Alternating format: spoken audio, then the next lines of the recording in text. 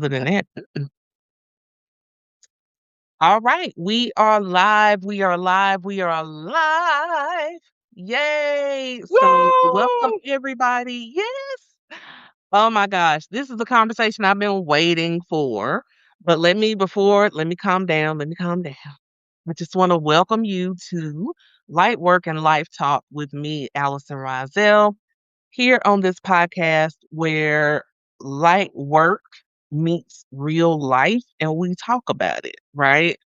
And I am super, super honored to have my good sis, Nikki Sinamon, on the podcast. Welcome, sis.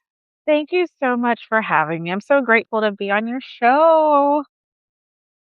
I'm so grateful that you're here. So listen, y'all, I met Nikki, and I say quotations met her on TikTok. This is how she and I first kind of connected. And I think she came to like one of my lives. And then she followed me and I followed her back.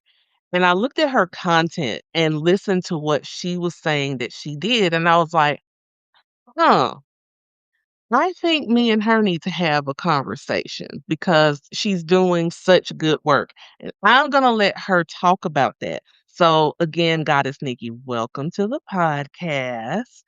And if you don't mind, can you introduce yourself and tell us what magic you bring into this world? Well, thank you so much for having me. So happy to be here.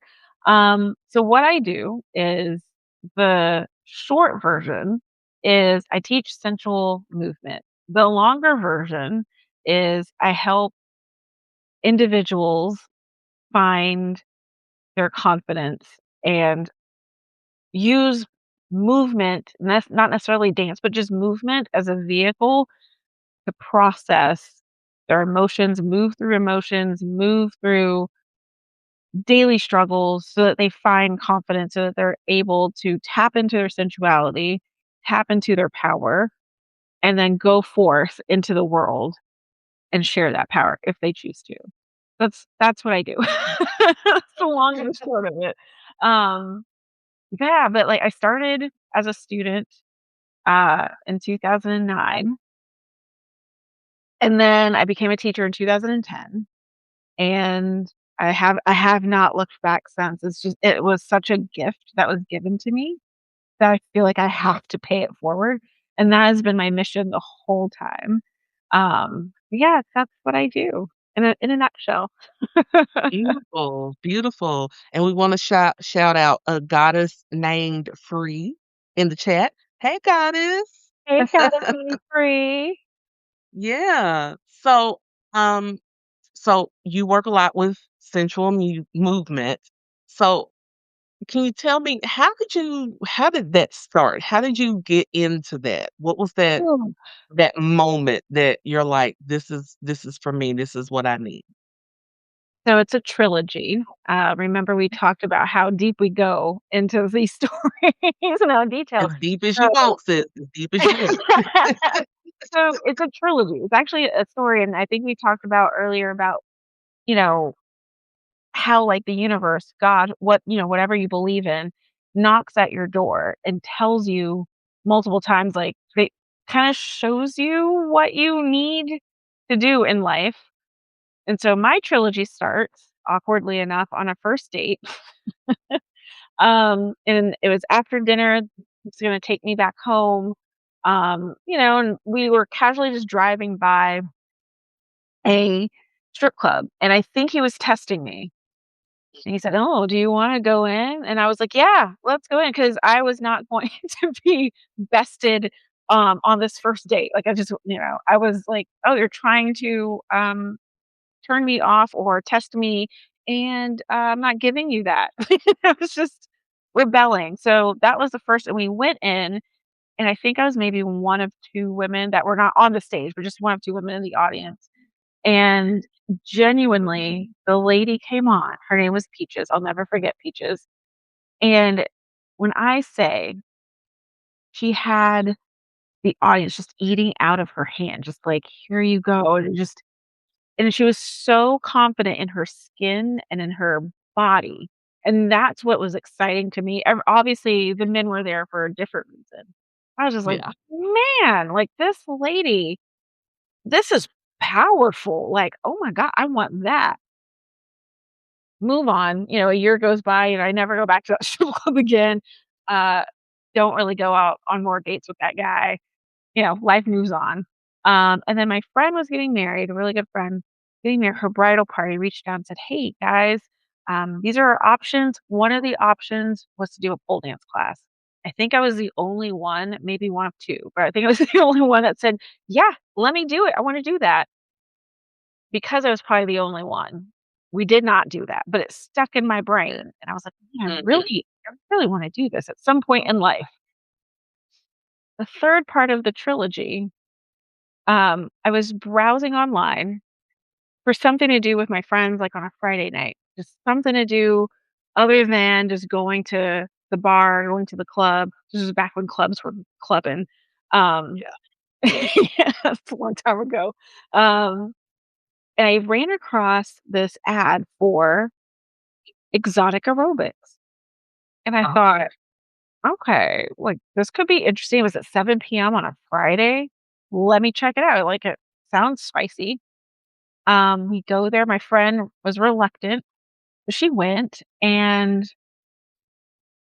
it was magical. When I say, like, the instructors came out, they started dancing, and just the different body types, just the different ages, walks of life.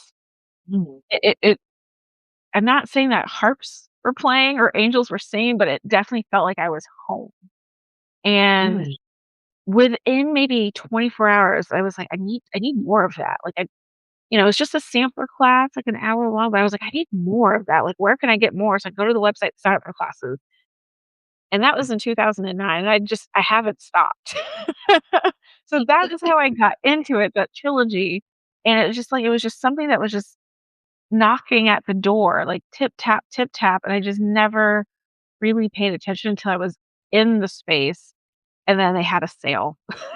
And I was like, "Okay, this fits my pocketbook. I'm gonna try it." And then I haven't stopped. wow. That sounds like it was something that was truly aligned for you. Now, Goddess Nikki, have you was confidence something that you needed to work on? Or have you always kinda had confidence? Um, or was this just something that just added to the confidence you already had? So I thought I was pretty confident. Um, I think we all have vulnerabilities. Oh, And yeah. by the time that I got to the actual classes, I was 30. And I thought I had confidently, like I was, you know, loved by my family, told I was smart, told I was, pretty, and I thought I had confidence. But then what happens with sadly, I think what happens so much with society is that things start to chip away. Like I was a Yeah. confident, sassy little girl. And then a confident, sassy, like, early teen, and then a confident, kinda sassy teenager, and in my 20s, I just trying to, like, find my way in the world. Things are different, and so, like, what you thought was one thing, it's something else when you're in your 20s and you're out there, trying to find a job, trying to find an apartment, and really trying to solidify the, uh, relationships. And so although I thought I was confident, I definitely had vulnerabilities, and when I walked into class, I was so nervous. So, I have had eczema since I can't like, before I can remember, I've had eczema, severe eczema, and it's left scars. And then when I hit puberty, I became a thick-thighed teenager and, bubble booty teenager, and so I had stretch marks from that. But I was, like, one of the few girls, like, in high school, like, I just developed a little bit earlier than that, and I had stretch marks, and so, where before I didn't really care because I was at, home or, whatnot, I realized, "Oh, I have to wear shorts, like, tiny little itty bitty shorts around strangers, these ladies, these like, my stretch marks are out, my eczema scars are out, like, surely this is gonna gross people out. And what changed it was, like, one specific day. Um, I will never forget the first day because I wore, like, yoga pants and a t-shirt, like, I was covered up. I was dressed like a nun probably for, like, the first, like, 3 months or so, and then one day we were just told, like, "Hey, you gotta wear shorts because 'cause we're gonna do some stuff on the pole, you need the skin." Like, the anxiety was building. I just was like, "Please, like, oh god, is there any way around this?" And I showed up to class, I put on my little shorts, and I just knew that people were just I was like, "Oh, people are gonna be, like, staring at my scars, they're gonna be grossed out, they're gonna make a comment," and I steeled myself. I, like, created this armor of, like, "It's fine, I'm beautiful regardless," but I had, like, this deep-seated just kind of, like, fear. It was really fear. Um Yeah. We get in there and, like, my pole friend that is still my friend, we've been friends for this long, crazy. The first thing she says is like, "Hey, girl, I love your shorts," and I was like, "Wait, hold on, hol hold on. Did you not see the scars? Did you not see the stretch marks? Like, what do you mean?" And I was like, "Oh," that was, like, the first little pebble of, like, "Oh, okay," and then my instructor went up, she complimented my short. He helped me get up on the pole and do a thing, never commented, wasn't grossed out, and I was like, "You know what? You can't tell me anything anymore." Like, I'm done, like, this is my space, like, you couldn't stop me from wearing shorts after that, like, it's like even to this Love it. day, well, so, yeah, so the confidence, I thought I was confident, and then vulnerability starts showing up, and then through literal like, just literal support and affirmation and being able to see my body in a different light, it changed it for me. It changed the outlook that I had, and I joke around with my husband all the time about, like, "Oh, like, once this happens, you won't be able to tell me anything." He's like, "Literally, I can't tell you anything now." I So, love it. yeah, so that's how confidence, like, and now I will say life is chipping away still. You still can't tell me anything. Like, it's solid in there. I love it. I love it. And who could? You're gorgeous. So Oh, no, they can't tell you nothing. thank you, thank you. Like, come on. Oh, Um, too kind. but I love that you're talking about that because a lot of us as women, especially us as Black women, we're very hard on ourselves the way we look because for so long we're always told we're not the standard. We're not. We're too fat. We're too thick. Our lips are too big. Our noses are too wide. Our hair is too nappy. You know, the preference of one skin color over the other, and it pits us against each other. And to hear that you went to that class and immediately those women were like, "Oh my God, I love your shorts." And you're sitting in overthinking the way you look, and they're looking at your shorts and like, girl, those shorts. And it's like we overthink that so much in how we look. And it's just so beautiful how you were able to immediately catch that and turn it around. Because for some of us, it's not that easy to do. Even when someone is complimenting us, we still play that down, don't you think? Oh, absolutely. I say all the time because it happens in class. I will compliment someone, like, "You're a beautiful dancer. I love when you dance." And they'll be like, "Oh, I just did a little thing." I'm like, "Just take the compliment." And what actually shifted for me, um, before I started pole dancing, like, right before, someone had said to me that the compliment, like, us refusing the compliment and not receiving it is an insult to the giver of the compliment, and I was like, "Well, I don't wanna insult anybody."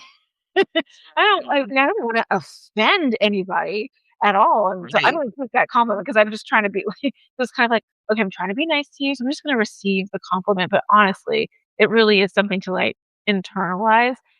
And given today's culture, it is hard for women to internalize the good stuff. Like, the culture just it's not made for Black and brown women. Like, it just isn't, and so when you find a space filled with Black and brown women that compliments are flying, like, they're supportive, oh, hold on to it. Hold on to it if you can. Definitely. Definitely.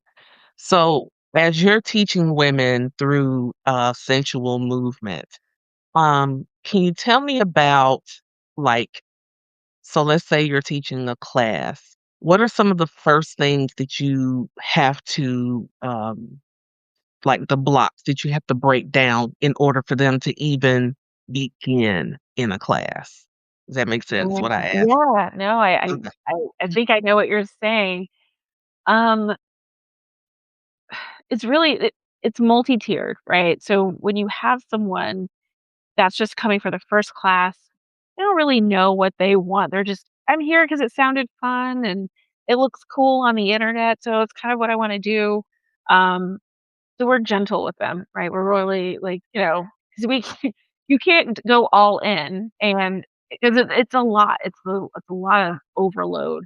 Um, so we go in gentle, cleansing breaths, like a gentle outline, and we explore touch because part of sensuality is all of the senses, right? Because sense is sensuality. And so we start with a touch, like an affirmative touch. And you never know like who's coming in for what reason. Some may come in because they thought it would just be a really good workout. Some come because they're trying to heal some trauma. Some come because their therapist told them that they needed to get out the house and move their body, and they're like, "Okay, here I am." Has my therapist been talking to you? No, I'm just playing. I mean, my therapist did it too. Shout out to Glenda. But some are coming because 'cause they're like, "Oh, I just wanna do a little dance for my significant other." And it's really funny because, like, the women that come in are like, "I just wanna do this for my boyfriend or my husband." By the time I'm done with them, they're like, "Actually, I don't wanna do it for them anymore. I'm just gonna do it for myself." Like, "You paid for the classes, but, I'm just gonna do it for myself." And I'm like, "Yes, finally." But the first is, like, the affirmative touch. You don't know where they're coming from, so we experiment with touch because that's an easy sensory thing to do is just to experiment with touch, like a delicate touch. Do you like a firm fingertip? Like, just explore. And some people are just not okay with touch for various reasons. They're just like, "I don't wanna touch myself in front of strangers. I don't know you. I don't know this space." And then we do, um I tend to dance in red light because I think red light is so sensual. Um, and it's not quite like red light therapy, but it's red light is so sensual. And it taps into, like, that root chakra and that sacral chakra and kind of, like, taps into that, so we're bringing that in, we do the breath. And so, like, when you walk in, you're breathing, you're easing into it, you're powering down, regulating your nervous system first because you can't explore your sensuality if your nervous system is just ragged and raw. And if you've been sitting in traffic for, like, 45 minutes or an hour and you've gone, like, exactly 3 miles, and, like, you got the tire pressure light on in the car, you've got this, that, whatever, like, you can't access those parts of you, so we can't even access the sensual part to access the confidence because 'cause you're tired, you're exhausted, so we first rest, breathe, rest, take stock, let the distractions set aside, and then we start with the outline, then we start with the hip roll, then we start with the shoulders, um, and it turns into a full body thing, but that's how we start, like, every class that I've taught over, the last 16 years, even, like, the classes that I do, you know, at an expo or, like, a health fair, I start with breathing, 'cause that's, like, the basis, and then we start with shutting down distractions, and then we move into shoulder rolls and shimmies and hip rolls, and women Y'all, come on, we need to move our hips.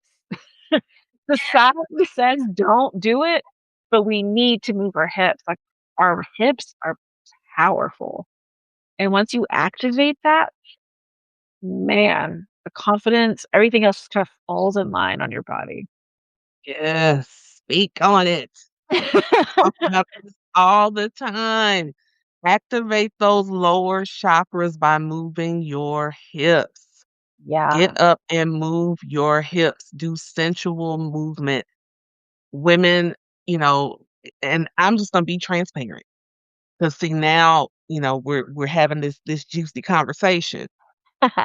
Tell it. But when Here. but when I am in creative mode and I am like I just published my second book, Congrats. part of Yay. my part of my creative process is me moving my body because I want to keep that creativity flowing through. And this is something I had to learn to do, right? I didn't just automatically know this. But when we get up and we move our bodies, it shifts something in us, Mm, right? And that unlocks such creative energy for us. And yeah. you're right, it moves from the sacral up to the solar plexus where the confidence is, and we just start doing that. So I love that you brought that up. Mm. Yes. Yes.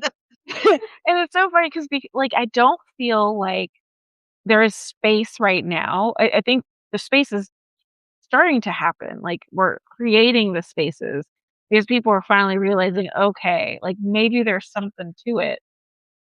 But for so long, people are just kind of like, "Ooh, chakras, ooh," and I'm like, "No, it's a thing. It really is a thing." Sure, yoga's, thousands and thousands of years old, but it's still around for a reason. So, chakras exist. Let's tap into the chakras. But yeah, like, it's once you start with, like, the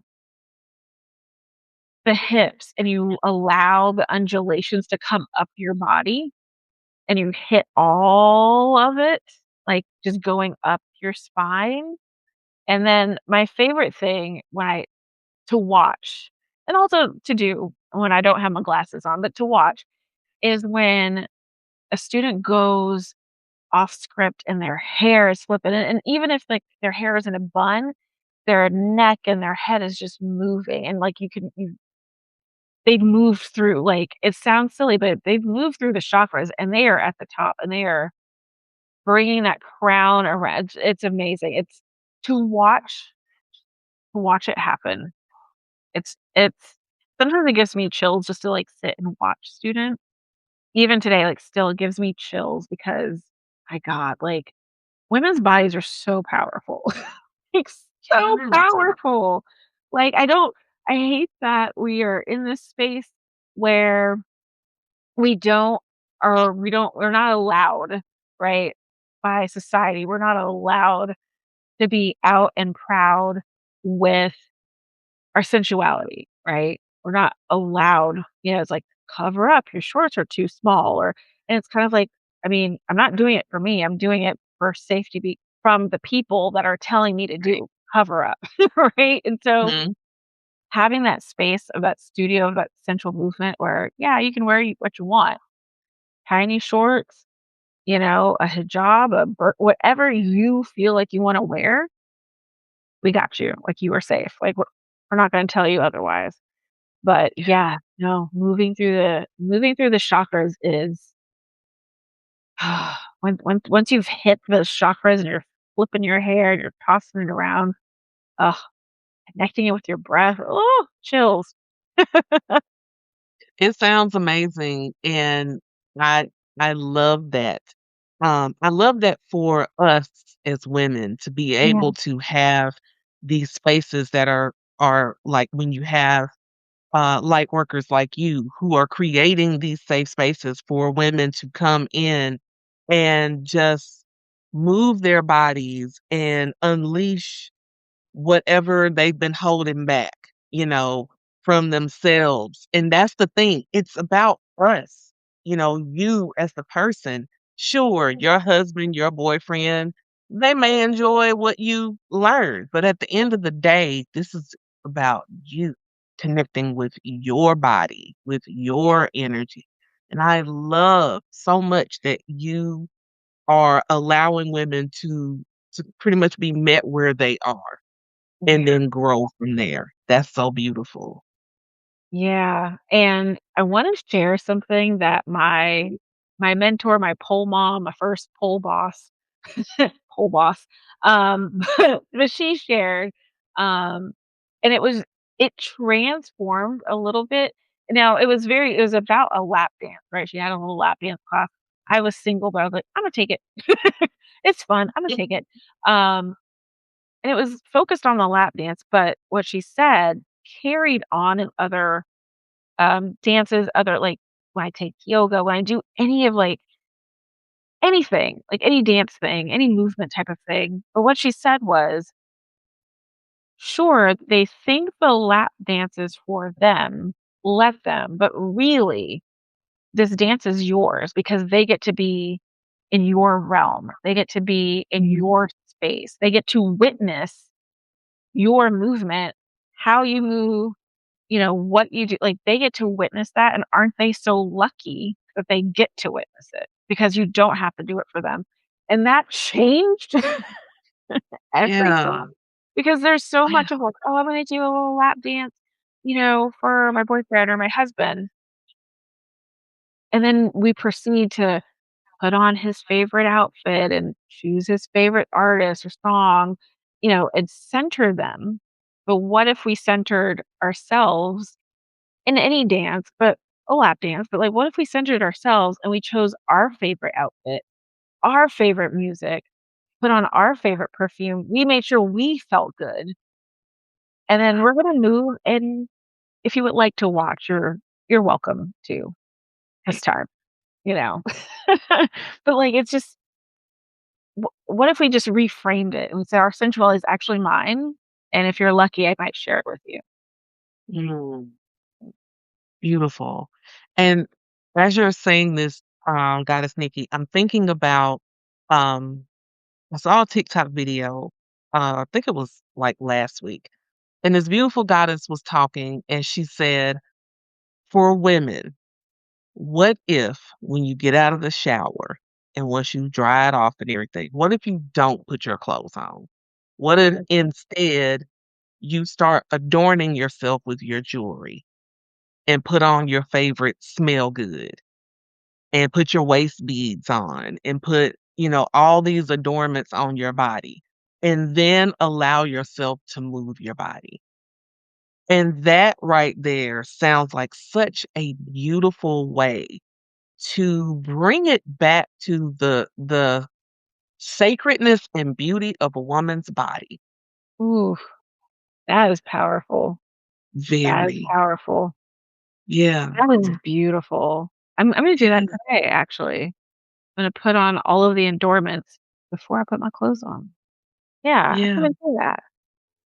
And so, when we think about that and going back to your point about us being women being powerful, our bodies are powerful. Our bodies are built to create life. Yeah. And the fact that the parts of our body that are for that creation of life and nurturing of life are always shamed and told to be covered and all these different things. I think the work that you do is powerful in the fact that it allows a woman, even if her breasts are sagging and her butt is not as firm as it used to be, to be able to come into a class and say, you know what? I look like this, but I pushed out two children, right? And I've put in the work of my womanhood, and I just wanna do something that's for me. So I love this so much. Me and you could probably talk about this for days. 4 days. I know I've warned you. I was like, I could talk about this 4 hours and people will just they'll have to fall asleep to my voice because I talk about it for hours.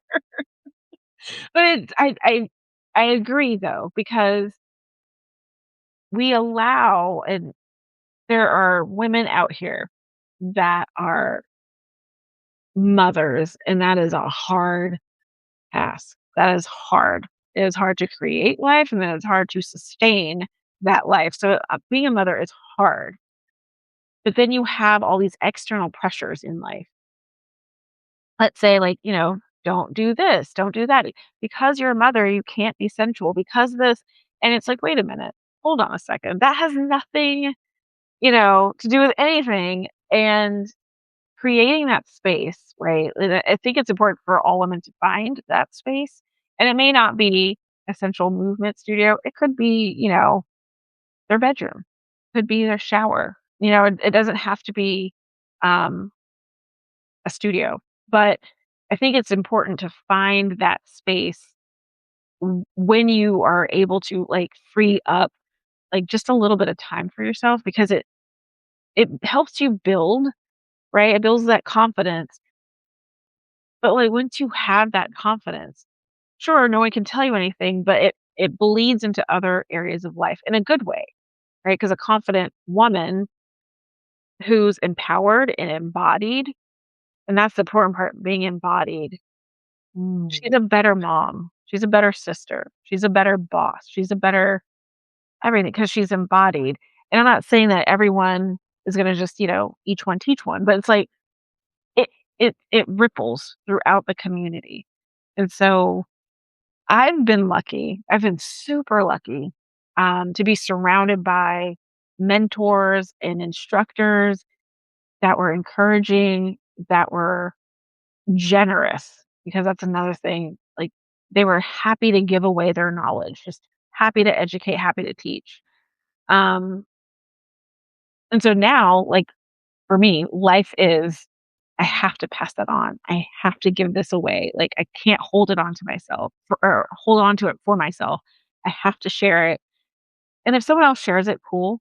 If not, that's okay. But I've shared it. And so like life is just sharing it constantly. Just I have to share it. I have to talk about it. I have to tell people, hey, you should try this. Come take yoga with me. Hey, you should do this.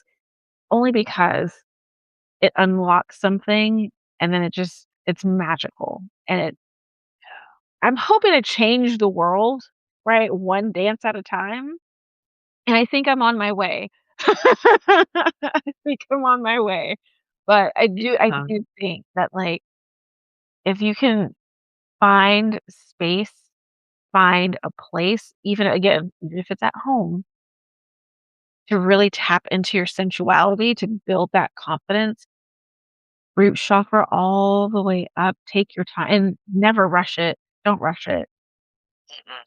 I feel like the world would be so much better, like, if women just and I think a lot of the younger women I say younger, like, I'm ancient, but I think a lot of women are really kind of tapping into that. They're just not playing the games of the patriarchy, and yeah. they're tapping into, like, they're finding pleasure and joy in their own friendships and their own relationships with their girlfriends, and not even bothering with the patriarchy and the rules, and that is magical. That is so magical. It is. So, Goddess Nikki, just one more thing that I wanted to ask you. If, let's say, there's a woman listening to us right now. Let's say she is like a 40-year-old woman of color who has always been very reserved and conservative and has been dying to let loose. What is, what are what is something that you would tell her, if she were thinking about coming to you or doing something kind of like what you do? Yeah. Well, first of all, I would make sure she knows it's okay and it's safe to explore, regardless of how conservative you might be. It's okay. Like, we're not here to change you, but like, I personally, I'm never here to like change anybody, but it's okay. It's okay to let down your guard. It's okay. You'll walk out of the studio the same person, but maybe better. You'll walk out of the studio the same person as you came in. And it's okay to set that aside, like push that the the conception of, being conservative and upright and a good, citizen and all that other stuff, it's okay to set it to the side for an hour. You can pick it back up once you're gone.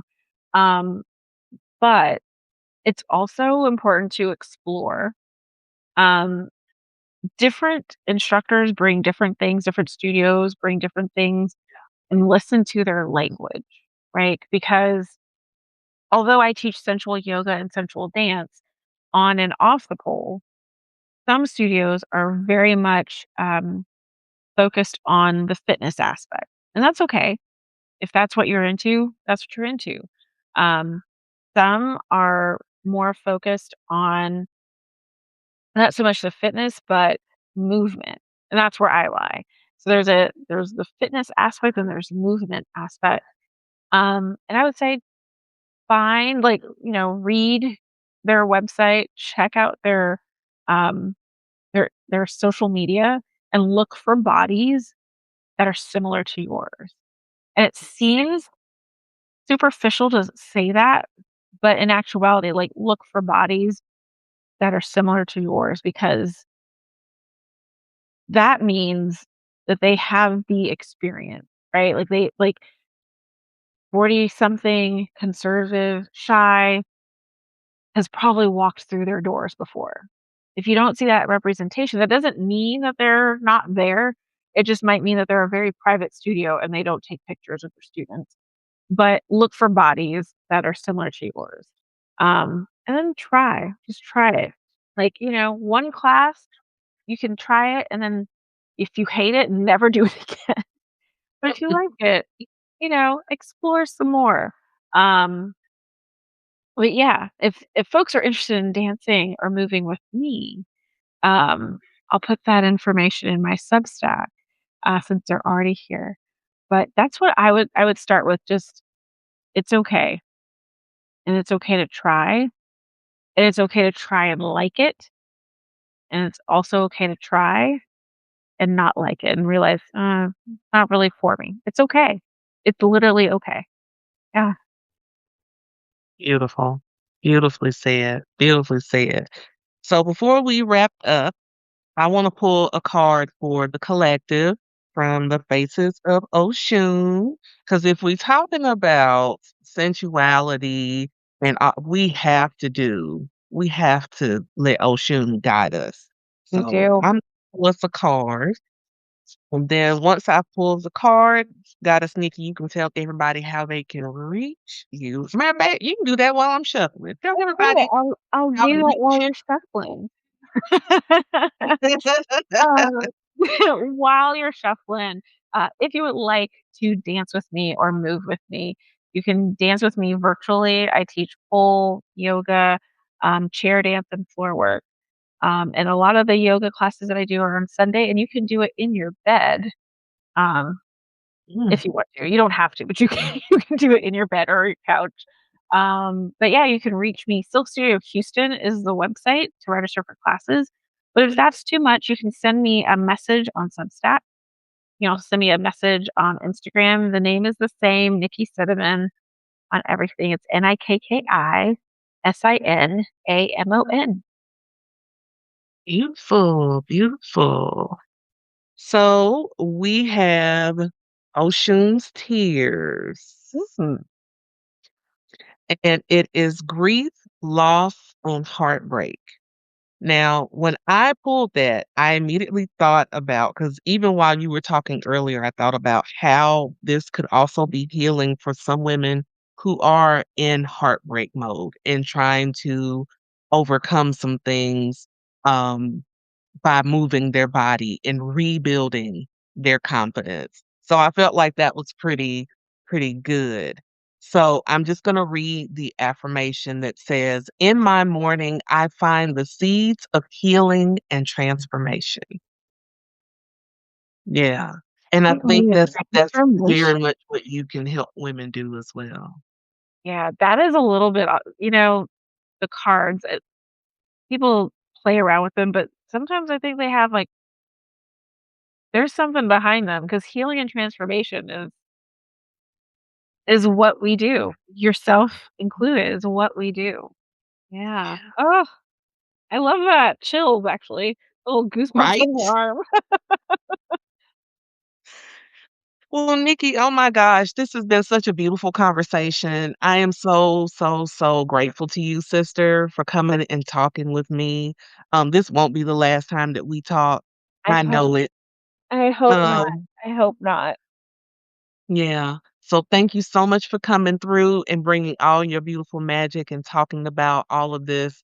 Y'all just remember sensuality is spiritual. Please understand that sensuality is spiritual. And you have a beautiful light worker named Nikki Sinamon that is here to help you on your journey. So thank you all so much for tuning in. Thank you, Goddess Nikki, for being here. I love each and every one of you. One to Della Reese's Pieces.